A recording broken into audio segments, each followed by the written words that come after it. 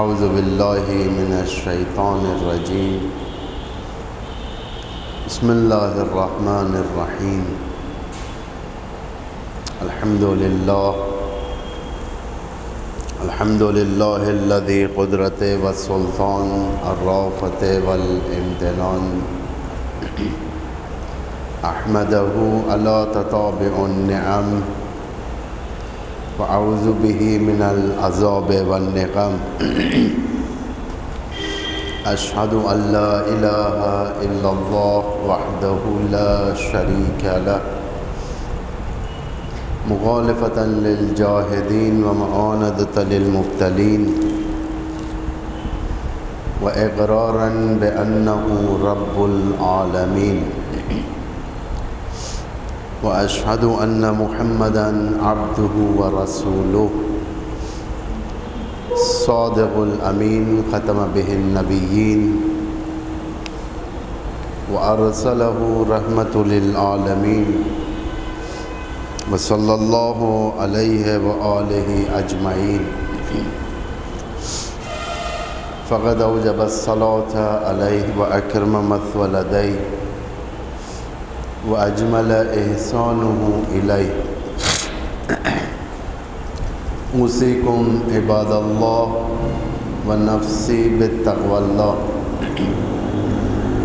توصیہ کرتا ہوں خود کو اور تمام نماز گزاروں کو تقوی الہی کی طرف، اور اسی کے ساتھ یہ کرامت والا مہینہ ماہ ذی قعدۃ الحرام جو محترم بھی ہے اور کافی ارزش رکھتا ہے، اس کی مبارکبادی اور بالخصوص اول ذی قعد حضرت معصومہ فاطمہ معصومہ قم جس سے مشہور ہیں ان کی ولادت، اور 11 ذی قعد آپ کے بھائی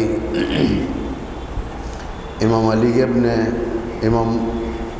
ابن موسیٰ رضا المرتضی امام رضا کی ولادت کے موقع پر اس 10 دن جو کہ دہ کرامت کہا جاتا ہے، عشر کرامت، کریمہ اہل بیت اور کریم اہل بیت کے وسط کے ان 10 دن کے ایام دہ کرامت سے منسوب ہیں۔ دہ کرامت آپ کو بہت بہت مبارک ہو، یہ دعائیں قبول ہونے کا عشرہ ہے یہ، اور اچھے اعمال بارگاہ الہی میں پیش کرنے کا عشرہ ہے یہ، اور یہ وہ ایام ہے جس میں حضرت موسیٰ کے بارے میں جو خدا نے ملاقات کے لیے بلایا تھا، 30 لیلہ یعنی 30 راتیں، اور اس کے اوپر اللہ نے جو 10 راتوں کو اضافہ کیا یعنی 40 راتیں، وہ یہی ایام میں ہے وہ، یعنی پہلی ذی قعد سے آخر ذی قعد تک، اور اس کے بعد اللہ نے 10 دن اضافہ کیا، وہ پہلی ذی الحج سے 10 ذی الحج تک، یعنی اسے کہتے ہیں 40 موسوی، حضرت موسیٰ کا چلہ کافی اثردار چلہ ہوتا ہے یہ، اس میں البتہ اعمال ہیں، لوگوں کے اوپر ہے کہ وہ جتنا ہو سکے مشخص کر لیں کہ ہر روز کیا کرنا ہے۔ ورد مثلا 1000 بار لا الہ الا اللہ، یا 1000 بار یا ربی یا ربی یا رب، اس طریقے سے کچھ بھی ایک ورد انتخاب کر کر انسان 40 دن تک مکمل کرے، یہ چلہ کہتے ہیں اس کو۔ حضرت موسیٰ علیہ السلام کے لیے جو خدا نے آرگنائز کیا تھا، 30 راتیں پھر 10 رات اضافہ، اس لیے پرمعنی دار ہے۔ صاحبان ایمان کے لیے یہ بہترین فرصت ہے یہ اپنے ایمان میں اضافہ کرنے کے لیے، جیسے خداوند متعال ارشاد فرماتا ہے کہ وزادتہم ایمانا، کہ یہ لوگ ایمان میں اضافہ کرتے ہیں۔ ایمان ہماری ایک بیسک چیز ہے، یہ ایک ہماری جڑ ہے ایمان جسے کہتے ہیں۔ ایمان کے درجے ہیں بہت، ایمان کے بہت سارے ورائٹیز ہیں۔ ہمارے پاس کیا ایمان ہے؟ اصول دین پر ایمان رکھنا، توحید، عدل، نبوت، امامت اور قیامت، اس پر ایمان رکھنا۔ یہ ایمان مستقل ایمان ہے، بچپن سے سکھایا جاتا ہے بچوں کو۔ توحید، عدل، نبوت، امامت، قیامت، یہ آخر تک رہتا ہے، یہ مستقل ایمان اس کو کہتے ہیں۔ اس میں سے اگر کوئی چیز ہماری عمدن ہم نے انکار کیا تو ہم ایمان کے دائرے سے کفر کے دائرے میں جاتے ہیں۔ اس میں سے اگر کوئی چیز انکار کیا، فروع دین کا اگر کوئی چیز انکار کیا، عمدن انکار کیا، وہ بھی وہی حکم ہے۔ لیکن ایمان کے درجات ہیں، بعض ایمان ٹیمپروری ہوتا ہے، ایک امتحان آنے تک، اس کے بعد ایمان زائل ہو جاتا ہے لوگوں کا۔ بعض ہوتے ہیں کہ اپنا ایمان مستقل رکھتے ہیں، جس طریقے سے چاہے کوئی بھی مصیبت آ جائے وہ لوگ اپنے مقام سے ہٹتے نہیں ہیں، اتنا مضبوط ہوتے ہیں۔ جیسا کہ سورہ احزاب کی آیت ہے یہ، وَلَمَّا رَأَى الْمُؤْمِنُونَ الْأَحْزَابَ، جب احزاب کی جنگ کے وقت مدینے میں جب لوگ تھے، سپاہ، رسول اللہ کی آرمی یا مومنین، جب انہوں نے کثیر تعداد لشکر کا دیکھا، کفار کا، احزاب کا، ایک فرنٹ نہیں تھا وہاں پر، کئی تھے، کفار تھے، مشرکین تھے، یہود تھے، نصارہ تھے، سب جمع ہو گئے تھے، ایک فائنل اٹیک کی تیاری میں آ گئے تھے کہ پیغمبر پر حملہ کریں گے اور ختم کر دیں گے اس بار۔ تو اس چیز کو خداوند متعال اپنے قرآن میں اس وقت کے حالت کو بیان کر رہا ہے۔ وَلَمَّا رَأَى الْمُؤْمِنُونَ الْأَحْزَابَ، جب مومنوں نے اتنی کثیر تعداد دیکھی، فوج کی، احزاب کی، حزبوں کی، حزب جمع ہے احزاب، گروپس، یہ گروپس تھے یہ پورے، یہ قالوا، تو مومنین ڈرے نہیں، دیکھ کر کہنے لگے ما وعدنا اللہ ورسولہ وصدق اللہ ورسولہ، دیکھ کر ڈرے نہیں، جا کر رسول سے نہیں کہا کہ ہمیں خوف ہو رہا ہے، کچھ تدبیر نکالیں، صلح کریں، کمپرومائز کریں، یہ سب نہیں کہا۔ فوراً ان کی زبان پہ یہ آیا کہ جو اللہ نے وعدہ کیا اور اس کے رسول نے وعدہ کیا، جو ہم دیکھ رہے ہیں، صدق اللہ و رسولہ، سچ کہا اللہ نے اور اس کے رسول نے۔ ان کی حالت یہ تھی کہ خدا کہتا ہے ما زادہم الا ایمانا و تسلیما، ایمانا و تسلیما، کہ ان کے اندر خوف نہیں بڑھ رہا تھا، ان کے اندر ایمان بڑھ رہا تھا، اور اتنا ہی جتنا ایمان بڑھ رہا تھا ان کا، یہ خدا اور رسول کے سامنے تسلیم ہو رہے تھے۔ ایمان کا سب سے بڑا یوں کہا جائے کہ نتیجہ جو ہوتا ہے، انسان تسلیم ہو جاتا ہے اللہ کے سامنے۔ اذ قال ربہ اسلم، اذ قال رب ابراہیم، اس طریقے کی یہ آیت ہے، اذ قال رب اسلم، جب حضرت ابراہیم سے اللہ نے کہا کہ تسلیم ہو جاؤ، قال اسلمت للہ رب العالمین، حضرت ابراہیم تسلیم ہو گئے، انکنڈیشنلی تسلیم ہو گئے، کوئی شرط نہیں، کچھ نہیں۔ مومنین یہی ہوتے ہیں، مومنین انکنڈیشنلی تسلیم ہو جاتے ہیں اللہ کے سامنے۔ پھر سورہ حجرات کی ایک آیت ہے، اس میں پروردگار ارشاد فرما رہا ہے مومنین کے بارے میں، انما المؤمنون الذین آمنوا باللہ ورسولہ، کہ مومنین یقیناً وہی لوگ ہوتے ہیں جو ایمان لاتے ہیں کس پر؟ اللہ پر اور اس کے رسول پر، ثم لم یرتابوا، پھر اس کے بعد کبھی شک نہیں کرتے۔ ایمان لا لیا، شک نہیں کہ میں پیغمبر پر ایمان لایا، کیوں لایا پیغمبر پر ایمان؟ کہیں دھوکہ تو نہیں ہے، کہیں اس کے اندر مفاد تو نہیں دیکھ رہا ہے شخص؟ معمولاً انسان کی فطرت ہے، یہ نیچر ہے انسان کا۔ اگر کسی کے سامنے انسان تسلیم ہوتا ہے یا کسی چیز کو انسان ایک ڈیل کرتا ہے، انسان کا نیچر بتا رہا ہوں میں، اس کے اندر شک و شبہات پیدا ہوتے ہیں، کیا یہ پورا ہوگا یا نہیں ہوگا، کیا اس میں آگے بڑھنا چاہیے یا نہیں بڑھنا چاہیے۔ تو یہ شک مومنین کے دل میں نہیں ہوتا پیغمبر اور اللہ کے بارے میں، اللہ ہے نہیں ہے، کیا خدا وجود رکھتا ہے نہیں رکھتا ہے، کیونکہ شکوک ہیں۔ 1 سے 4 مرتبہ جب انسان پر امتحانات ہوتے ہیں، آزمائشات ہوتے ہیں، 1 سے 4 مرتبہ جب انسان گرفتار ہوتا ہے بلاؤں کا، ایسے انسان کے دل میں شک اللہ کے بارے میں زیادہ ہونے لگتا ہے۔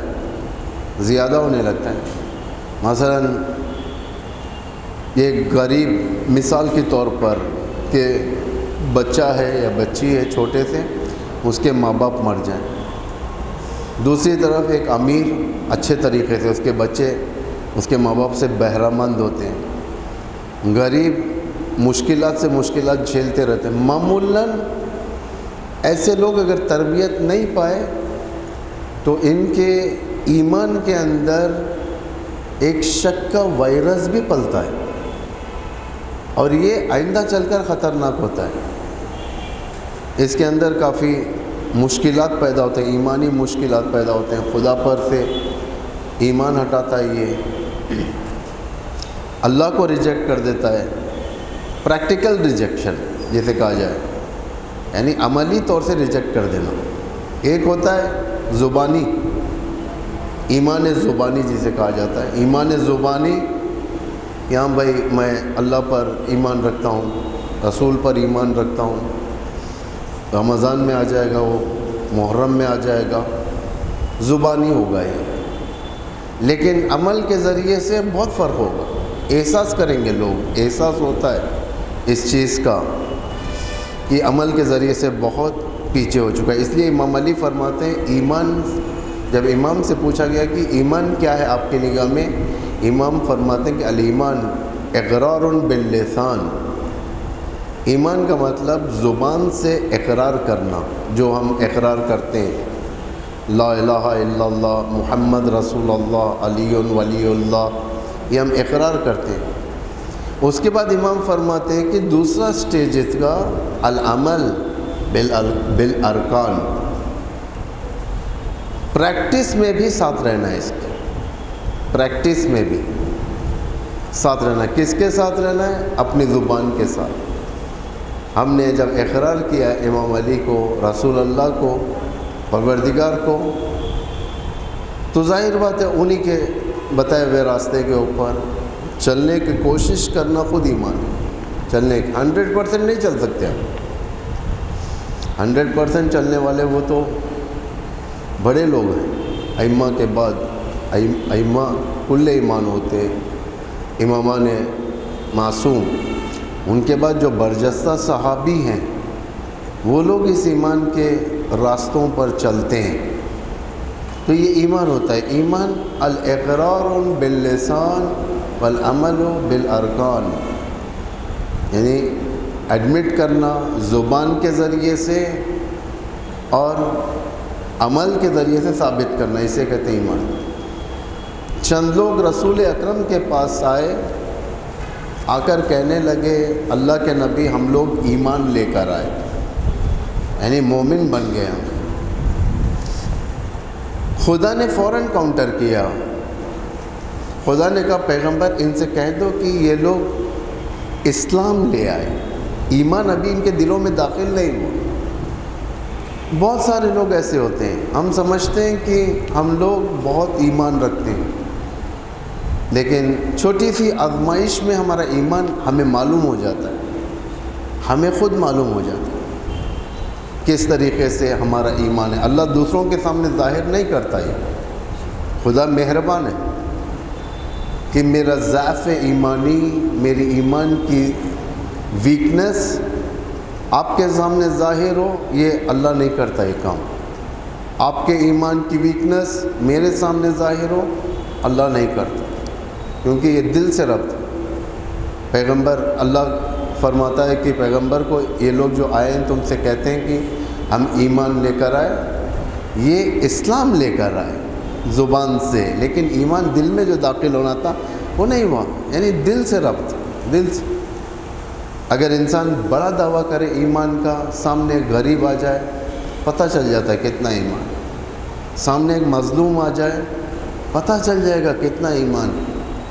سامنے ایک یتیم آ جائے پتہ چل جاتا ہے ہمارا کتنا ایمان ہے. یہ اب جو پریکٹس ہوگی ہماری یتیم کے ساتھ، غریب کے ساتھ، مظلوم کے ساتھ، اس میں بھی ایمان کے درجے ہمیں معلوم ہوں گے. کتنا ہمارے اندر طاقت ہے اس کے ساتھ چلنے کے لیے، کتنا ہمارے اندر قوت ہے اس ایمان کو مضبوط کرنے کے لیے. یہ طاقت ہے. انما المؤمنون الذین آمنوا باللہ ورسولہ.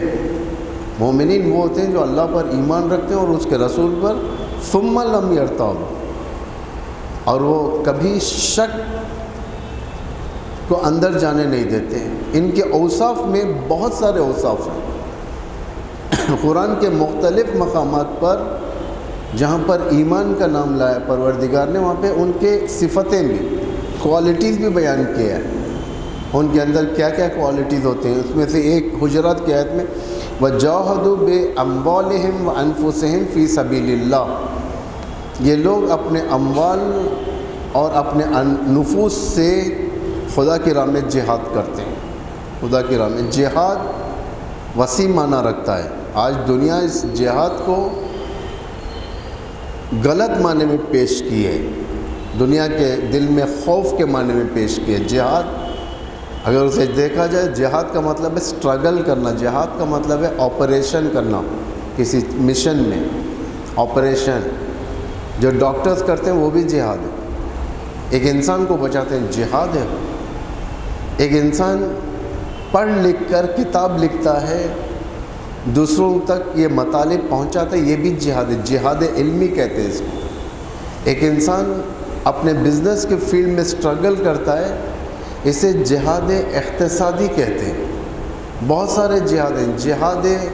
جہاد بالسیف، یہ ویپنز والی جہاد جو معمولاً دشمن کے مقابل میں جا کر لڑتے ہیں. کہ خداوند متعال ارشاد فرما رہا ہے پیغمبر کو، پیغمبر انہیں منہ توڑ جواب دو، ان سے جنگ کرو. اس لیے کہ کب جنگ کرو؟ جب یہ تم پر حملہ کریں. تم افینس نہیں کرو، جب یہ حملہ کریں تو منہ توڑ جواب، ریٹیلیشن. افینس بھی ہے لیکن اس کے مراتب ہیں، اس کے الگ مراتب. جہاد کا وسیع مفہوم ہے. اکانومی والی جہاد، کلچر والی جہاد، نالج والی جہاد، یہ سب بہت ہیں. نالج والی جہاد یہ کہ ایک آدمی کوشش کرتا ہے پڑھنے کی، دن رات وقت نکالتا ہے پڑھنے کے لیے، مضامین بناتا ہے، پوائنٹس بناتا ہے، آرٹیکلز لکھتا ہے، کتاب لکھتا ہے، انٹرنیٹ پر شائع کرتا ہے، ہر جگہ پر بھیجتا ہے. یہ سب تاکہ یہ علم دوسروں تک پہنچے، تاکہ دوسرے نالجبل ہو، انفارمیشن ان کی زیادہ ہو. یہ جہاد ہے.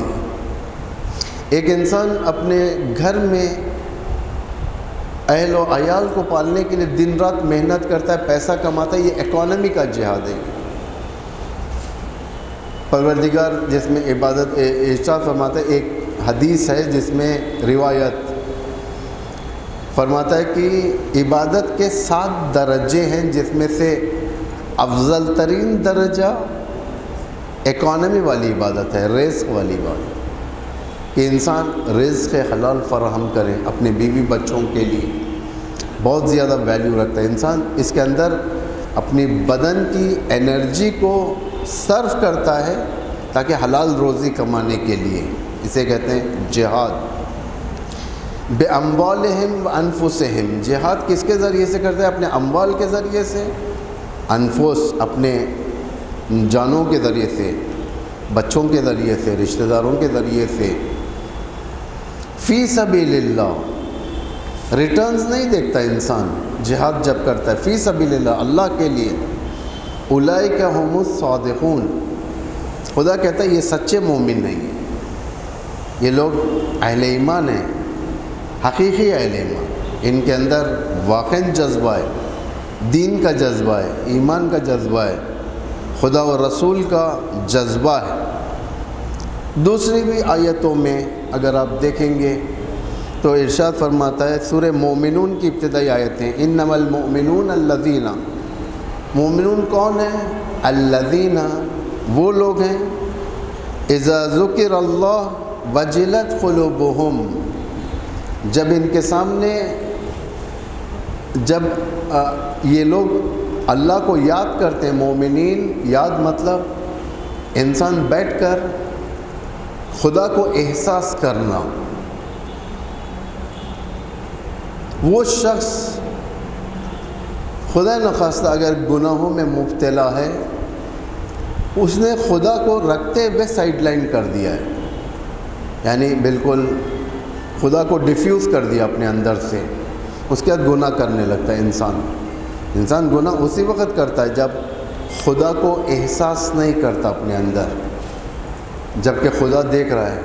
خدا خود سورہ نوح میں ارشاد فرما رہا ہے، ما لکم لا ترجون للہ وقارا، تمہیں کیا ہو گیا ہے، تم تھوڑی بھی اللہ کی عظمت کے قائل نہیں ہو، وہ تمہیں دیکھ رہا ہے اور تم گناہ کر رہے ہو، دھوکہ دیتے ہو لوگوں کو، گناہ کرتے ہو، قتل کرتے ہو، فحشاء کی طرف جاتے ہو۔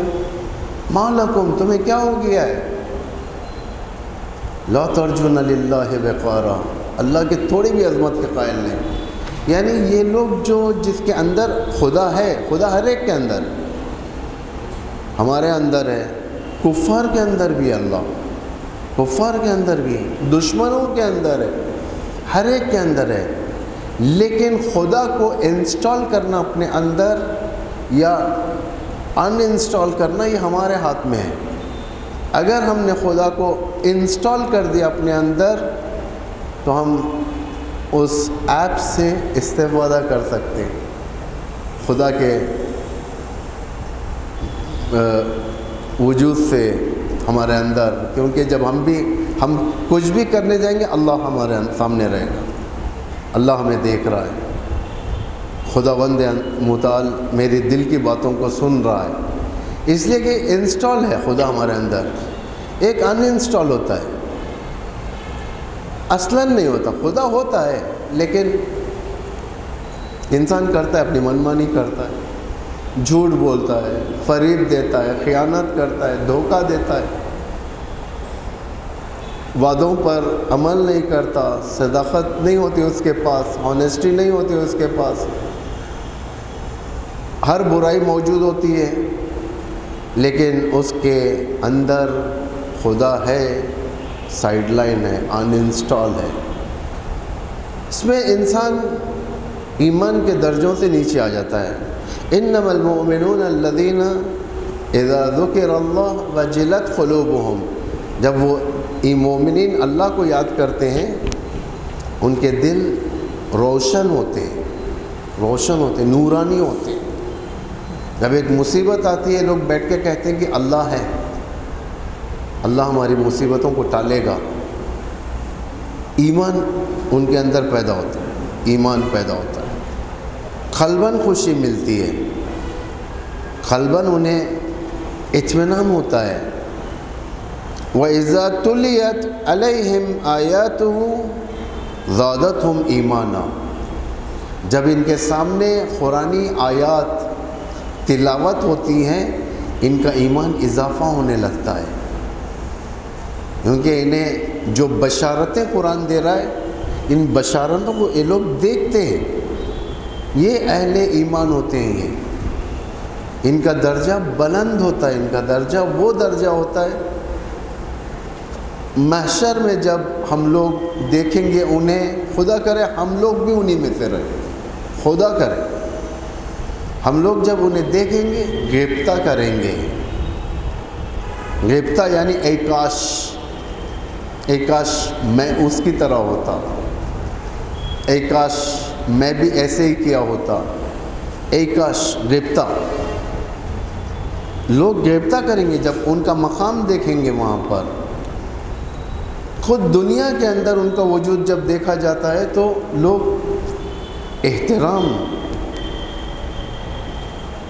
التماس دعا، یہ سارے ان کے دلوں کے اندر اطمینان ہوتا ہے۔ مومنین وہ ہوتے ہیں کتنی بڑی مصیبت بھی آ جائے یہ ٹس سے مس نہیں ہوتے۔ خداوند متعال فرماتے ہیں، خداوند متعال فرماتا ہے کہ مومنین کے بارے میں جس کا دل روشن ہو جاتا ہے اور خدا کو یہ لوگ اپنے اندر پاتے ہیں، هو الذی، یہ وہ لوگ ہیں، انزل سکینۃ فی قلوبہم، یہ وہ لوگ ہیں جو اپنے دل کے اندر سکون احساس کرتے ہیں۔ سکون، انسان خوف کھائے گا، یہ دشمن آ گیا، وہ دشمن آ گیا، فلاں دشمن آ گیا، فلاں یہ ہو گیا، فلاں یہ ہو گیا، خوف کھائے گا انسان۔ کیا کرنا چاہیے؟ ایک مصیبت آتی ہے تو انسان کیا کرتا ہے؟ معمولاً ادھر فون کرتا ہے، ادھر فون کرتا ہے، ادھر وہ کرتا ہے، ادھر وہ، پریشان ہو جاتا ہے۔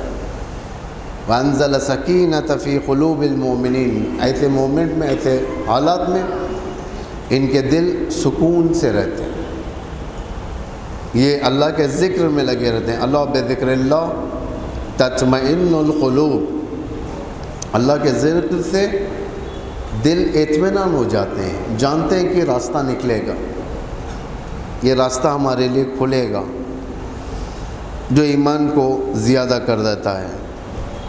تو یہ لوگ ایمان کو کام میں لے کر آتے ہیں، ایسا نہیں کہ ایمان کو صرف مخصوص اوقات کے لیے رکھ دیتے ہیں، یا رمضان کے لیے، یا محرم سفر کے لیے، یا ولادتوں کے لیے، یا شہادتوں کے لیے نہیں ہوتا۔ ان کا ایمان 24/7 ہوتا ہے، 24/7۔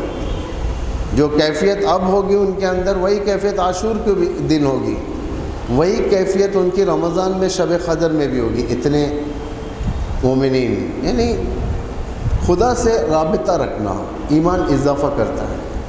یہ پہلی چیز یہ ہے، خدا سے رابطہ، دعا کرتے رہنا، اللہ سے کہتے رہنا۔ ایمان کے درجات کہ کب معلوم ہو کہ ہم ایمان کے کس درجے پہ ہیں، تو اقسام ایمان یہ ہے کہ پہلا قسم ایمان کا اقرار زبانی، زبان سے اقرار کر لینا۔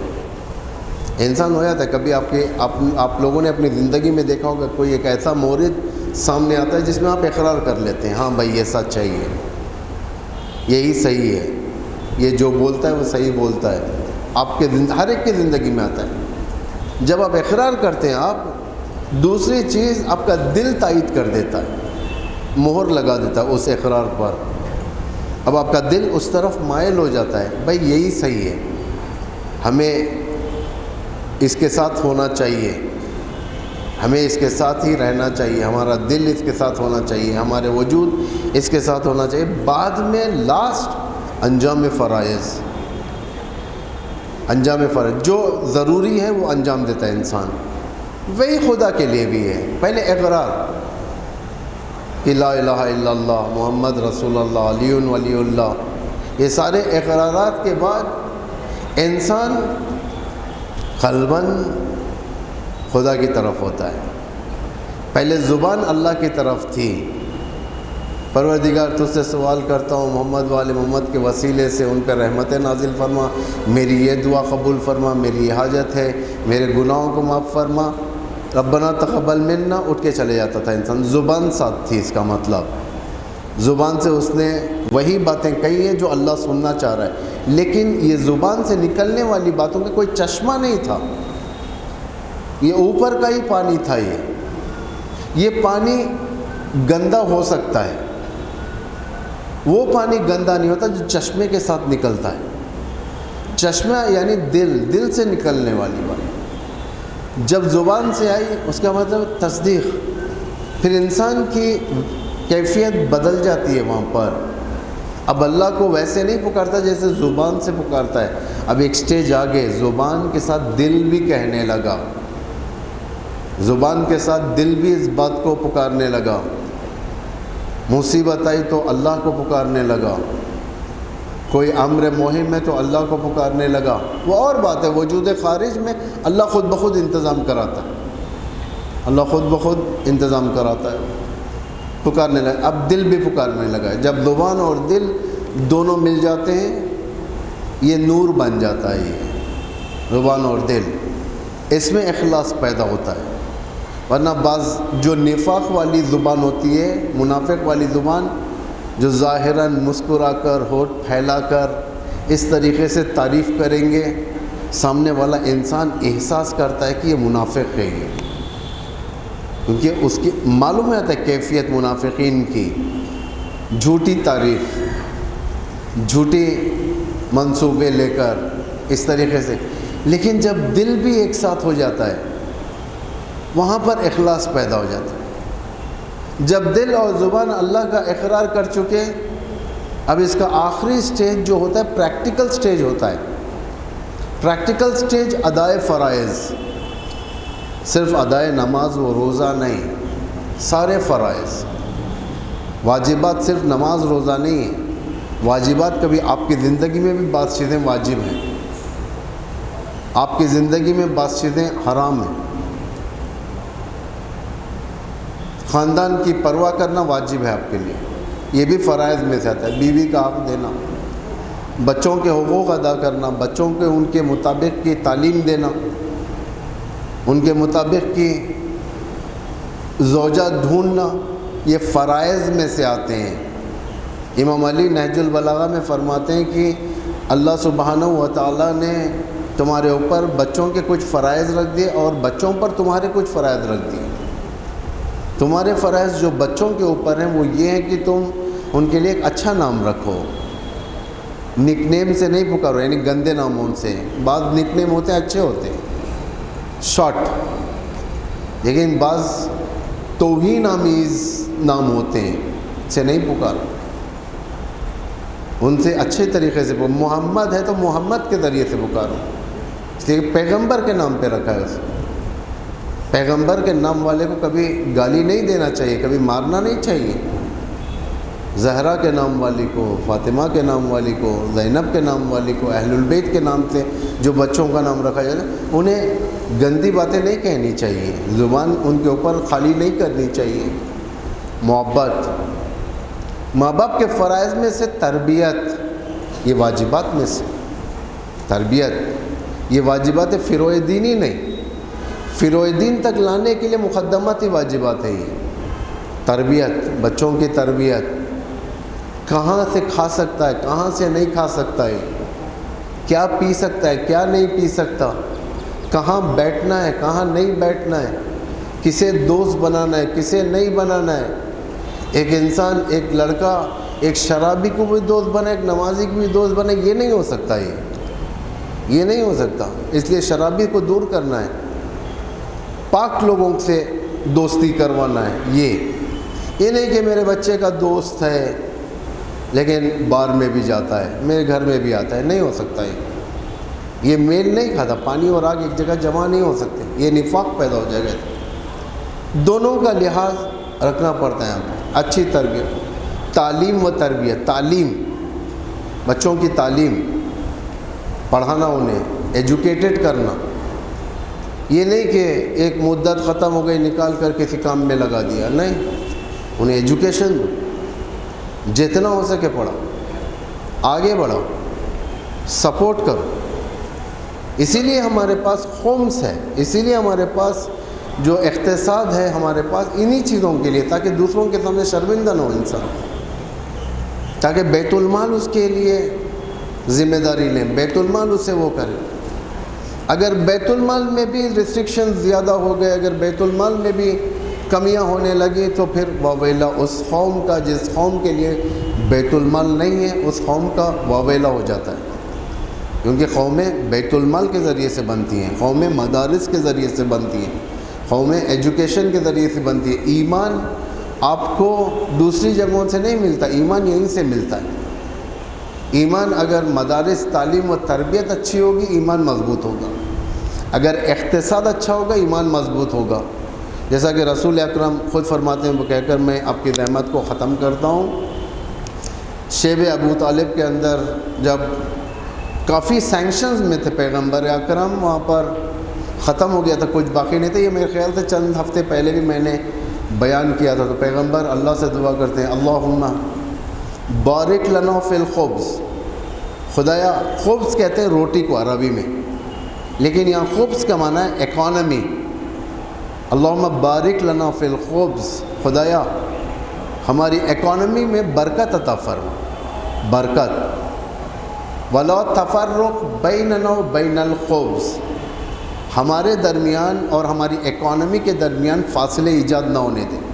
فاصلے ایجاد یعنی غربت آ جانا، غربت آ جانا۔ جب انسان گرنے لگتا ہے تو بڑی مشکل سے سنبھلتا ہے، تو پیغمبر چاہتے ہیں یہ گرنے کا سسٹم ختم ہو جائے۔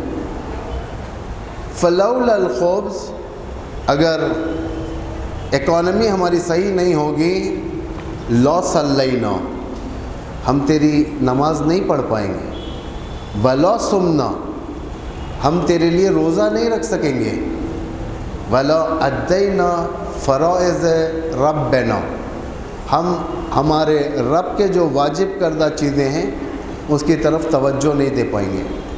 کتنی چیزیں یہاں پر نماز ختم کر دیتی ہے، 2 روزہ، اس کے علاوہ جو واجبات ہیں،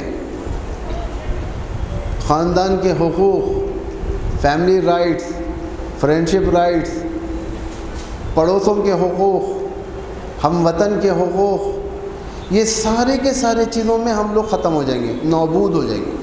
وہ قومیں نابود ہو گئی جس کے پاس نہ ایجوکیشن تھا نہ ہی اکانومی صحیح تھی، وہ قومیں نابود ہوئی۔ وہ قومیں ہی آباد رہتی ہیں جس کے پاس ایجوکیشن ہوتا ہے اور جس کی اکانومی صحیح ہوتی ہے، ورنہ نابود ہو جاتی ہے۔ نابود یعنی سمجھتے ہیں کیا؟ پوری طور سے برباد ہو جانا، پوری طور سے۔ اس کے اوپر فرعون زمان ان کے ساتھ کچھ بھی کر سکتا ہے۔ فرعون زمان ان کے پیٹ کو پالنے کے لیے انہیں گناہ کروا سکتا ہے، ان کی عورتوں کو کنیز بنا سکتا ہے۔ آج فحشہ، آج دنیا میں جتنا فحشہ پھیلا ہوا، کس بنا پر پھیلا ہوا ہے؟ غربت کی بنا پر، بے تعلیمی کے بنا پر، یا تعلیم ہے لیکن اکانومی صحیح نہیں ہے، پیٹ بھرنے کے لیے انسان جسم فروشی پہ آ گیا ہے، گندی حرکتوں پر آ گیا ہے، بھائیوں کا خون کرنے پر آمادہ ہو گیا ہے، حقوق کو ضائع کرنے کے لیے آمادہ ہو گیا ہے۔ دنیا کے ایسے ایسے حالات اگر آپ کو دیکھنے کو ملیں گے جہاں پر لوگ، باپ اپنی بیٹی کو فحشہ میں بیچتا ہے پیسہ کمانے کے لیے۔ مسلمان، یہ سب کس لیے ہوتا ہے؟ ان چیزوں کے نہ ہونے کی بنا پر۔ یہ کب ڈیولپ ہوں گے؟ جب انسان کا ایمان ڈیولپ ہوگا۔ انسان کا جب ایمان ڈیولپ ہوگا تو وہ دوسروں کے لیے بھی راستے قائم کرتا ہے، دوسروں کے لیے بھی ان کے اسباب فراہم کرتا ہے۔ یہ سب ساری چیزیں، اور بھی بہت ساری باتیں اہل ایمان کے بارے میں انشاءاللہ پھر اگلے خطبے میں بیان کریں گے۔ بسم اللہ الرحمن الرحیم۔ والعصر ان الانسان لفی خسر الا الذین آمنوا وعملوا الصالحات وتواصوا بالحق وتواصوا بالصبر۔